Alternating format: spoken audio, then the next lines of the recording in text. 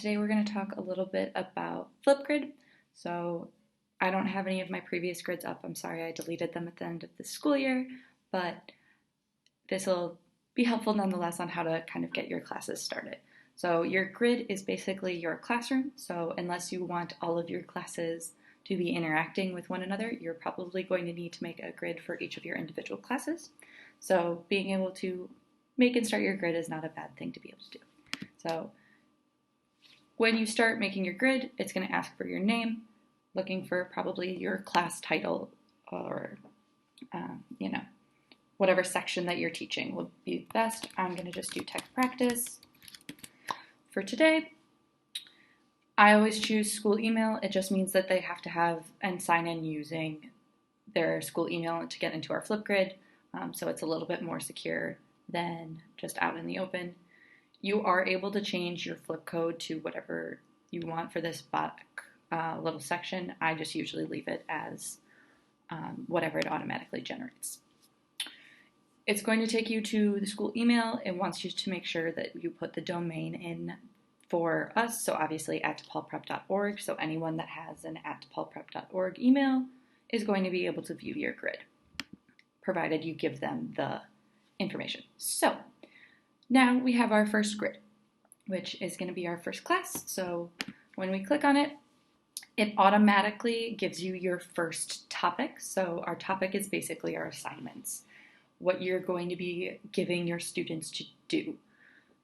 So you are able to delete this topic, customize it, add it, whatever you want. You can edit your title page to include a picture of you or your subject, something to make it a little bit more interesting for yourself. You can also add a co-pilot, so for those classes that are co-taught or need a little bit of extra instruction if Elizabeth's coming in to help or whatever. This is going to be how you would add in those co-pilots. And then for our topic, just to kind of look at what they say. So this is obviously a very general generated one, but just a get started and say hello to FlipGrid. Introduce yourself to the class, to each other, and you're able to then edit this however you want. So this is going to be true of everything. Anytime you make a topic, you are going to be able to edit, even if you do take one from the Disco library, which we'll look at in a minute. So you can edit it.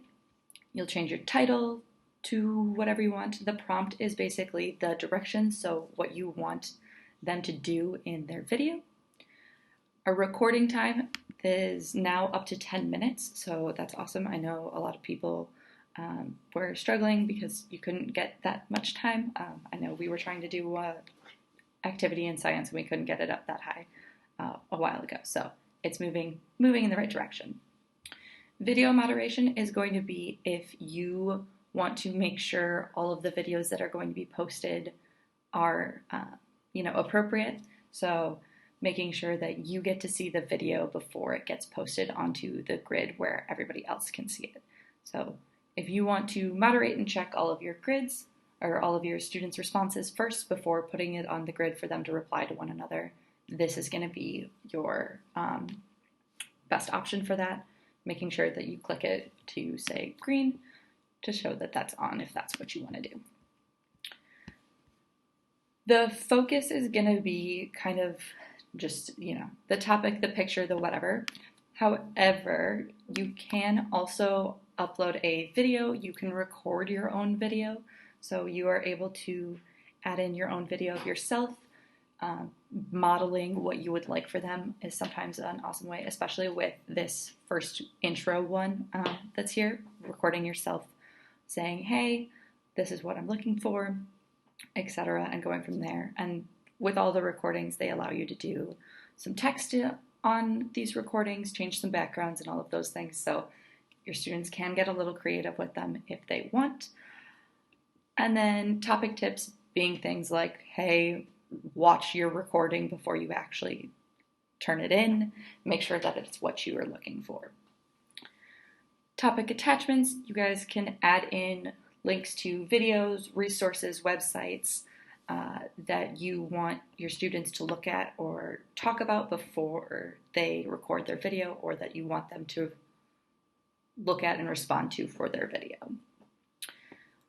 Topic status is just like the statuses that we have for Schoology, so active, kids can post on there at any time, it's all good.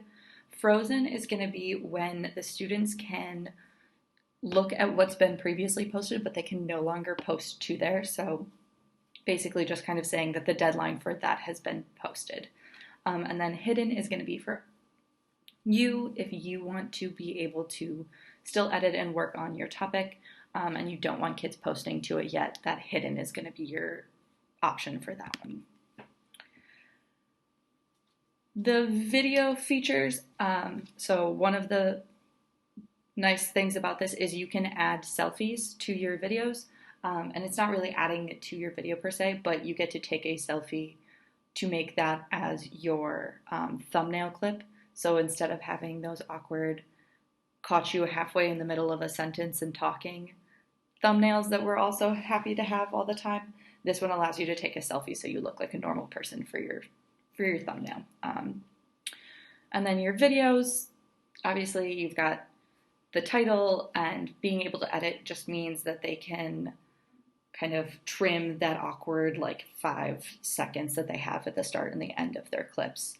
And they can sometimes add in other video clips to go along with it and kind of mash them all together. So making it a little bit more cohesive.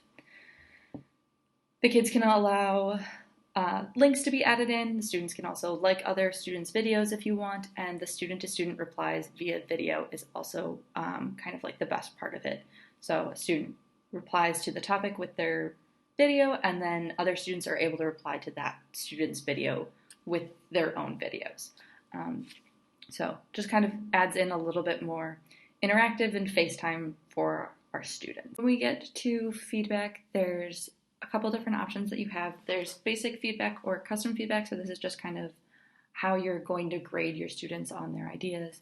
So if you choose custom feedback, you'll be able to add in your own rubric to kind of give the students a better idea of what you're grading them on and how you're grading them.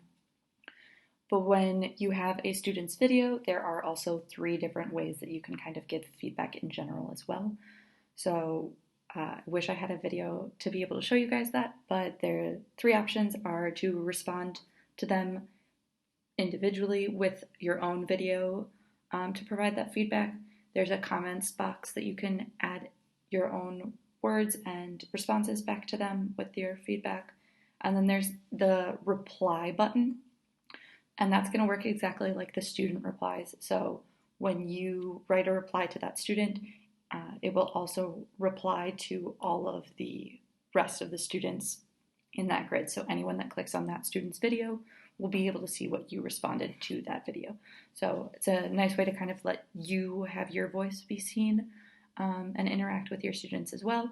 But it is something to be aware of, that goes out to everyone. So you don't want to kind of add in what their personal grade and things like that would have been if you're putting it as a reply. That's just going to be for their feedback video or for the comments section, so that it just goes to that individual student. So I'm going to hit update topic, even though I didn't really update anything. So now I would have my topic, and for sharing, this would be how I would want to share this FlipGrid with my students. So how I would be able to post it to Schoology, basically. So usually copying the code, copying the link here is going to be the best and easiest way to go about that. There is also a QR code that you can share with them as well. So you'd share that on your Schoology page, put that in an assignment there probably, and go from there. Now, as I kind of talked about earlier, there is this disco library, and this is basically just a huge thing of resources that have already been made. So a bunch of topics that are already available for you to kind of incorporate into your own classroom. A lot of them are done by educators or education systems. So there's all sorts of good ones. There's museums and other things that kind of made their own FlipGrids for you to be able to incorporate into your own classroom. So you've got your audience, your subject, and your topics that you can also search by if you don't necessarily know what some of these bigger pages are up at the top. So change it to high school, change it to whatever your subject is. Obviously, they have a lot of them, so I'm just going to choose science since that's what I teach, and then we'll just do plants.